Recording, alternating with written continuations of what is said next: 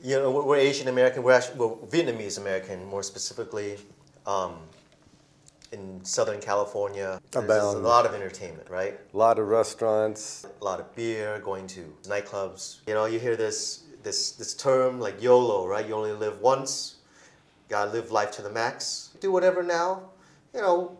Don't worry about the consequences. Don't really worry about the consequences later on. You know, like drinking a lot of alcohol and using various substances to to alter your state of consciousness, like marijuana, right? Marijuana. I used to use that, and all types of other things. I'm very stubborn. I learn things kind of the hard way, right? I'm gonna do it, and then make the mistake, and then learn from that lesson. And there were times at night, you're in bed. Well, at least I was just sleeping, laying down, and all of a sudden a thought came up, I was thinking about my parents and my loved ones, and the thought came was, they're gonna get sick, they're gonna die, and there's nothing I could do about it. And then just that there's nothing you can do about it. That inevitability created this feeling in me, and then all of a sudden another thought came right afterwards. You're gonna die, and there's nothing you can do about it.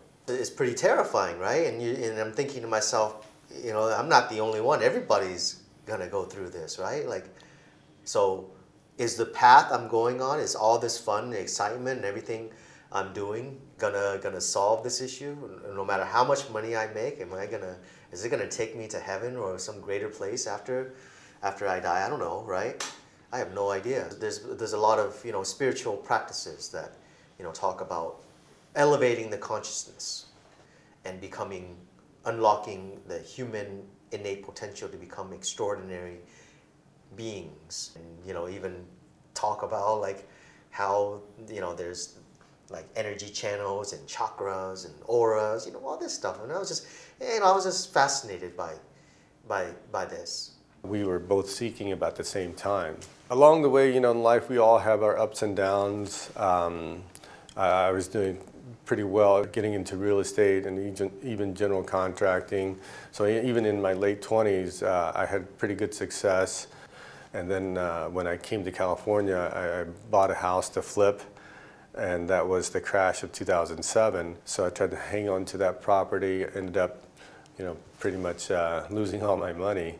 Then the issue with my daughter, after her mother and I split up, then she kept my daughter from me for almost a year and a half. I was trying to be patient and work things out with her. Eventually I had to do a lawsuit to get visitation and shared custody. So that was a very big period where I went through a lot of heartache. So you end up having a perspective of what life is all about.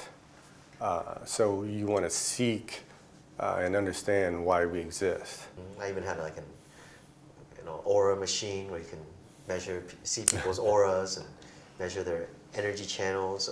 Anyways, a year and a half long period of just constantly seeking different things, and it was a really fun period of time too. But it costs a lot of money, and a lot of people. Well, at least going to the different meditation workshops, it costs a lot of money, and none of them really provided systematic guidance.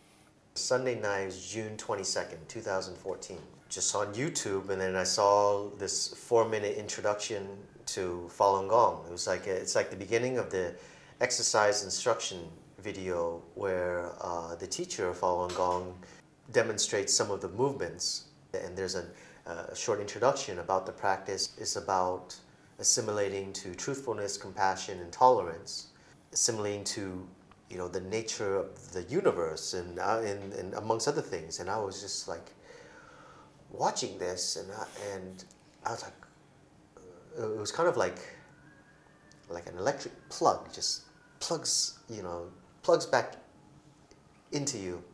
And I was like, oh wow, there's something different about this from everything else that I've learned. It's very unique. And funny enough, my wallet was right here with credit cards inside. And I was thinking, I was ready to just, okay, how can I sign up now? I was used to spending money on attending these workshops and meditation You practices. spent a lot of money. Yeah. That Aura machine was what, like $10,000? No, $7,000, $8,000. I mean, just really foolish, You're just. I was willing to do anything because, And so I went to the website, learned, and looked. I was like, wait a second. No checkout button, right? I can't even enter my name for, register for an email list. What is this? What is going on? All the books and the video, the exercise instruction video, everything's online. It's like for free. It's like practice sites, all around where people can teach you the exercises for free. So I found my local area in San Diego at the time. I got there. I drove there Saturday morning, expecting there's going to be a lot of people because, hey, I've been to a lot of workshops and you learn different practices, and there's always dozens of people spending hundreds of dollars going to these places. This is something this awesome and it's free. This is probably gonna be a lot of people. Funny enough, there weren't that many. There was actually just a handful of people there, and I just started reading all of these books. You meet people that practice it, and they're like, wow, these are good people, right? They're so very nice. Yeah. So they're great. And then you read that it's getting persecuted in communist China. Yeah. And so of course, naturally, you're gonna do your own, you're gonna do your own research about things, right? Not just listen to anybody, but you gotta use your own wisdom, use your own life experience, and look into it yourself to see what it's really about. So I decided to also read all the books, right? And believe it or not, everything that was discussed in the books kind of brought all the things I learned about before. I mean, different small perspectives of it, learned about before, brought it together, and then expanded on it, like infinitely. And he handed me the books and he said, this is it. When I started reading, it was so powerful that you just wanted to continue reading more. About a month and a half, maybe close to 2 months after I read John Falun for the first time, he said, there's an art exhibit at Balboa Park. Come down and spend the day there and check out the art exhibit, and you can help set up and this and that. So I came down, and then the exhibit was truly eye-opening. It was beautiful, the art, but it showed the persecution of the practitioners, which I had absolutely no idea about. And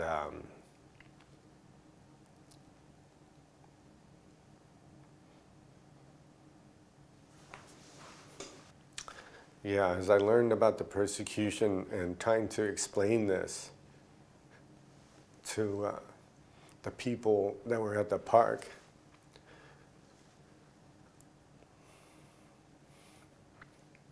of the horrific crimes against humanity. It is unbelievable.